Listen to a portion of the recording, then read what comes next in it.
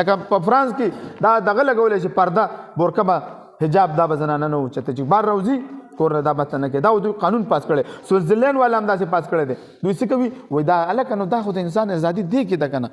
دا انسان اوس پرده کول غواړي یو زنانه د مسلمانه د فرانس اوسېدونکې ده دا مسلمانه شوله دا اوس پرده کول غواړي نو دنه ته د ازادي ولې سلب کې پولیس صاحبانو دا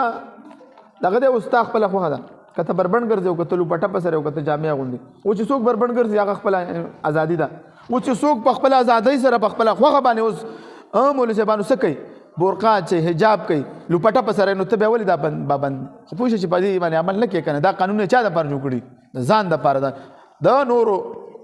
اقوامو دپاره دا قوانین نه دي جوړ کړي پوهېږئ که نه پوهېږئ مولوي صاحبانو مولوي صاحبانو اوس چې ته وایې چې دا قوم پرستي ده اوس مسلمان افغانانو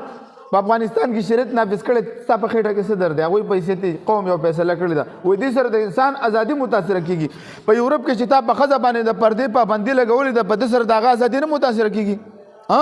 ته وایې چې هلته مساوات دي سودي نظام دی په یورپ کې په کیپیټلیزم باندې ته معاشي نظام چلې د سره د انسان ازادي نه متاثره کېږي څونه خلک دي چې هلته دغه غربت نه لاندې ژوند تېروي څوک په همدې ترقي یافته ملکونو کې مولوي صاحبان هسې ما ته صرف ښیي چې و دی دا دي او دی دا دي نور موږ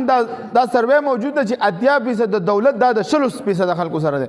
څه شو ستا مساوات د 60% خلکو سره د دنیا 80% دولت دی او د 80% خلکو سره د دنیا 60% دولت دی مساوات به دې ته وایي په وسایلو باندې ستاسو د یو څو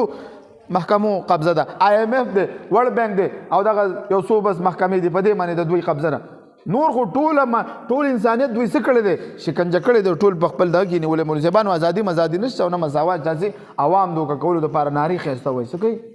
نارې ښایسته وایي مولوي صاحبانو مخکې ځه